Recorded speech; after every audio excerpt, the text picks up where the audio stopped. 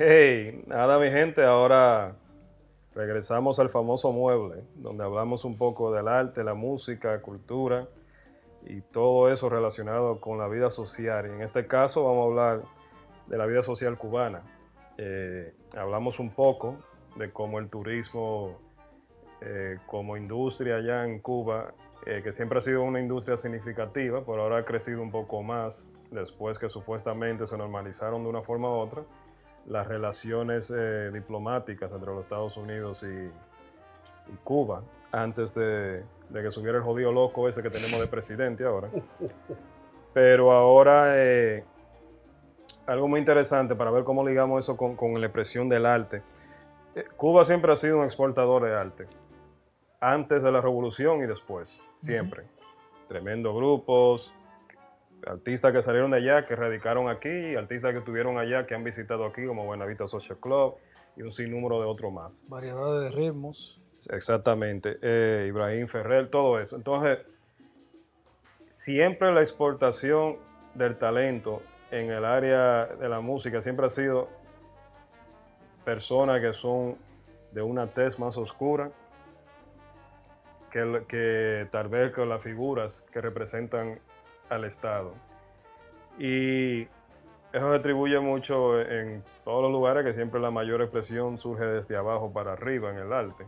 Entonces, había algo importante que yo quería preguntarte en el último segmento que no se pudo y que tú querías expresar también, que era de ahora que se abre esa avenida nueva, cómo esa relación en esa problemática racial que existe en Cuba, porque siempre ha existido. No porque hubo una revolución, nunca se dejó de haber de una manera u otra un sistema o un aire racista y una cultura racista que premiada ya.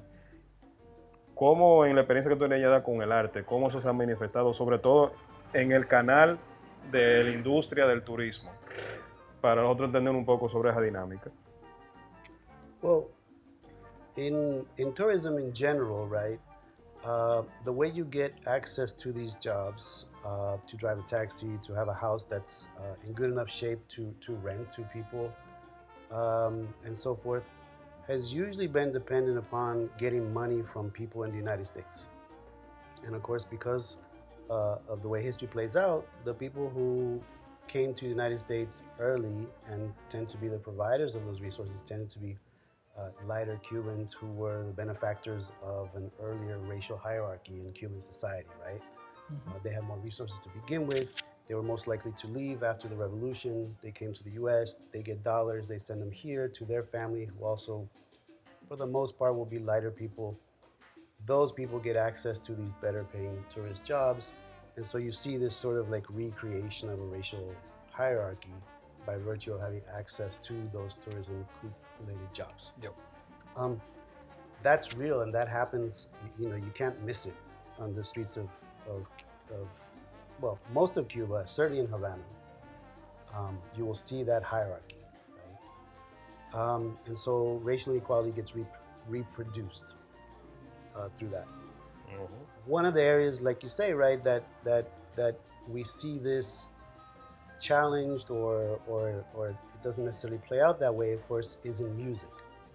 And it's interesting, right, because if the most of the earlier waves of Cubans were lighter folks, and those folks have been transplanted here, sharing Cuban music with us for the past 50, 60 years.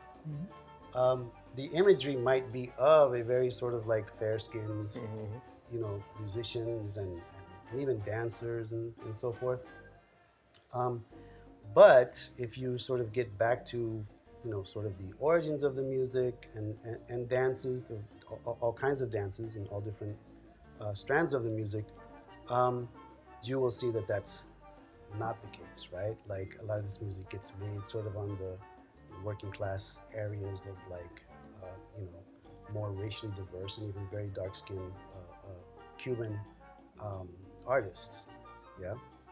Um, we were kind of reminded of this with Buena Vista Social Club, right? That's sort of a moment in which Cuban music is reintroduced to the world, right? Like for a while, we kind of stopped paying attention, and Cuba looked off to the distance to see us, and they were like, "Oh wow, they've made all these interesting kind of music based on the music that that we had produced earlier on, and sort of transformed it. And interestingly and rightfully so, a lot of the music was sort of like transformed through other communities in Colombia, Puerto Ricans here in New York, and so forth. You get like different strands and all of that.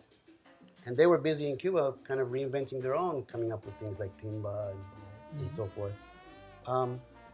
But Buena Vista sort of reintroduces, right, the idea. And fortunately, Buena Vista had a lot of performers who were not necessarily of that sort of like lighter skinned imagery, right? Yes. Ibrahim Ferrer, as you said, was one Compay Segundo. Mara Portuondo is still like performing somewhere. I understand they have to like drag her off the stage, maybe like 90 or something. Really great, reminding us, right, of what folks really look like. Yep. And so in music and arts has been one place where they've been able to sort of challenge that imagery, right, and remind us of ultimately what we might say are sort of Black or African contributions to the culture and to the music, and where that tourism industry is not necessarily so racially divided. And of course here, now it plays out also that later generations of migrants from Cuba have been more racially diverse. And so there is at least a small number, but more than before, of darker folks who are making money in the US and able to send some back, although of course they run into the US racial hierarchy and the problems that they might have here because of that. But it has shifted a little bit in terms of the money that gets sent back and what happens inside of Cuba in that tourism sector. But on the whole, it's still safe to say the tourism sector recreates a racial hierarchy, right? And only the arts and music is able to break.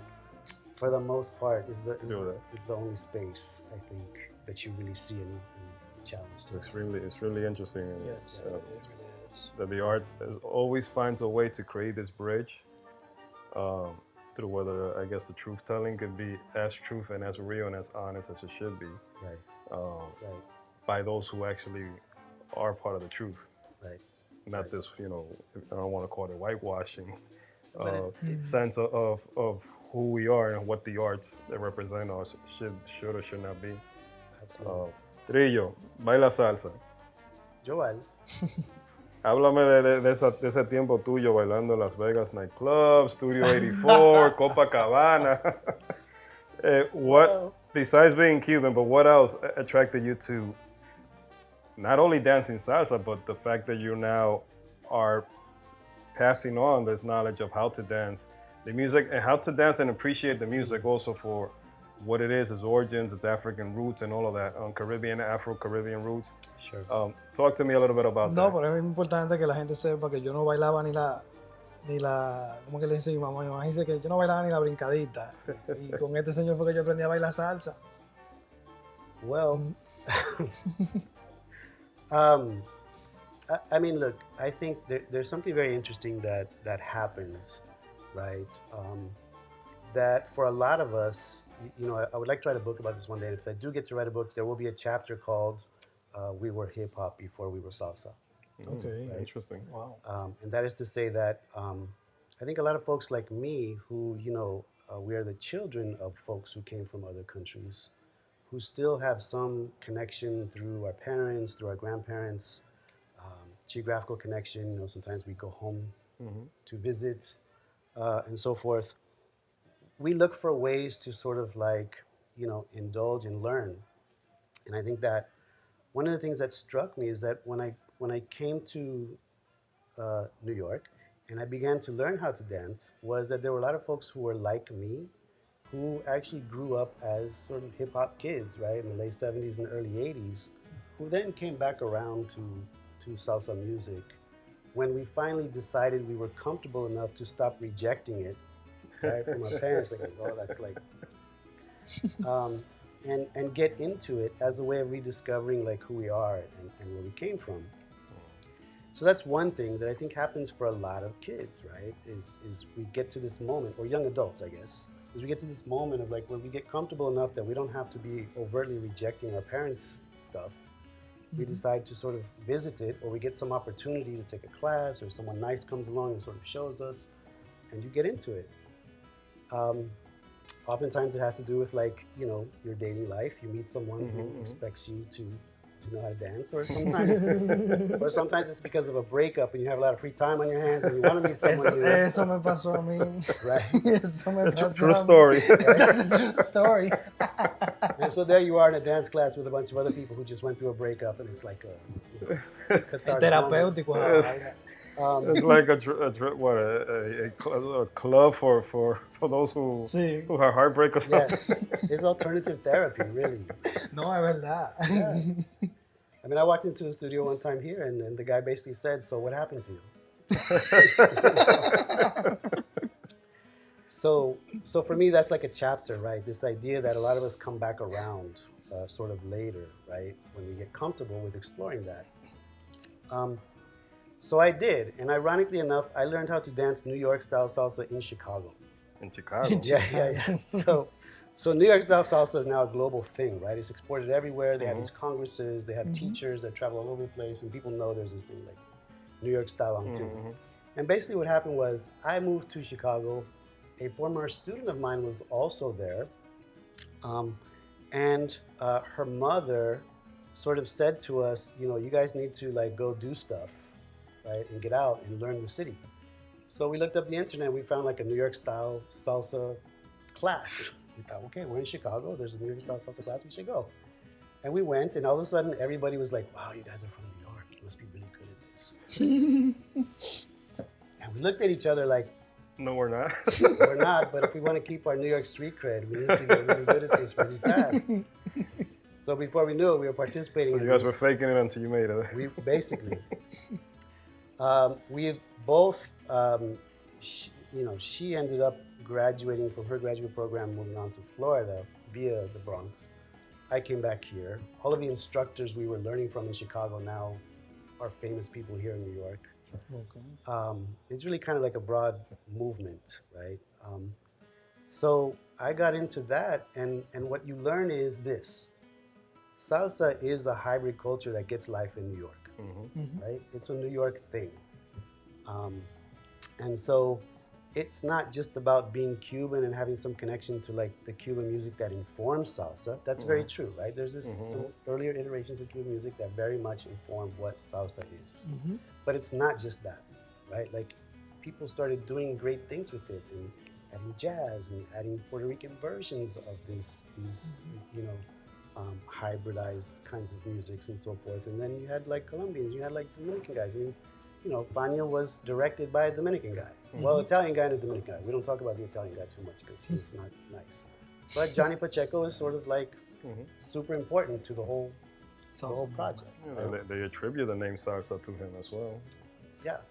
And so it becomes this place that I believe a lot of folks who are not necessarily Dominican, Colombian, Cuban, we have family, and we might even have two families, right? Half our family might be Cuban, half our family might be Puerto Rican, half our family might be Dominican. We're even diced up more than that. And stuff like salsa music becomes this place to kind of say, this is like, you know, a mescla of all this stuff. This is all of us in one. Yeah. And I fit here in some way. Yeah. Right? It's funny you say that because I was also born here, so I kind of share that experience although I never rejected my family's culture because I was really submerged in it because I lived with the Dominicans of the 80s here, where it was in Washington and Inglewood Heights, so it was hard to escape it. Sure. But I did love hip hop. You know, I was a fan of hip hop, and it was so seamlessly easy for me to jump from hip hop to salsa because in a way, the rhyming and telling the story of, because salsa back in the days used to be, and I wrote an essay about that not too long ago, salsa would talk to me, and it was my first social class because it would actually tell me what was going on in the streets. It was actually telling me what was going on with our people in New York. So if you want to know what was going on with your people in New York, and all you had to do was listen to one of those salsas by any of those groups from the 70s and the 80s, before, you know, the whole romantic poppy salsa came in the 90s and kind of ruined it. But if you listen to that salsa, it used to tell you who you were. It used to tell you where you from. were and who you were going to be tomorrow if you didn't Sure. strive to change things. So I find that very refreshing to hear this from you because it's a shared experience, and it's pretty much the experience of anybody who's been living in New York or in the tri-state area and who comes from the same backgrounds as you and I. You know, parents are immigrants and born and raised here, and we kind of go through this. Although I learned how to dance salsa here in New York, not in Chicago, so that we don't share. I don't know how you did that, and I did dance a lot in those crews of the New York style salsa on two, and I also visited all those clubs. But I was a teenager, so I was sneaking into those clubs back then and getting my stuff on. And my experience with salsa didn't come up through a breakup. It just came up through wanting to date a lot. So and it kind of worked for me a lot. Yeah. Yeah. It draws you in at some point. Although I will add, I am 100% with you about what poppy kind of romantic salsa does to the music. But I think to give fair credit, people like Mark Anthony and my first CD, I think, well, my first tape was a tape about at the Colombian Festival at Flushing Meadows, like a salsa mixtape. But the first real CD I bought was Jerry Herrera, right? By Fania standards, or sort of the 70s and before, this is not great music. Yeah. But it had the lure, right? In the same way that things like the Dominicanization of music and popular music on the radio brought people out because bachata and merengue were easier to dance to, and we kind of liked it, and it had a nice beat. Pop salsa did bring us out to the clubs. Yeah. As a pathway to learn more about. Okay. So although I completely agree with the significance of like the music before we get to this sort of romantic salsa kind of poppy area or era, excuse me. I think the pop stuff was important in the sense that at least it brought a lot of people out, right?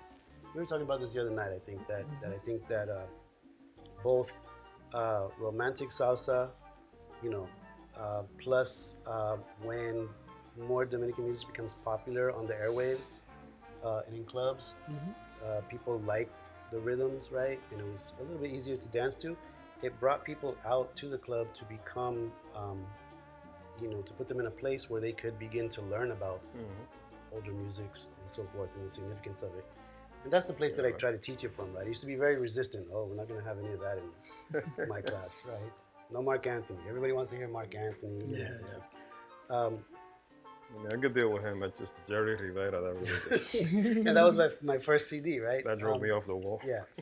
But I found that if at least I give them that, stuff early on, and at least kind of get them, then I can use it to sort of like trace back.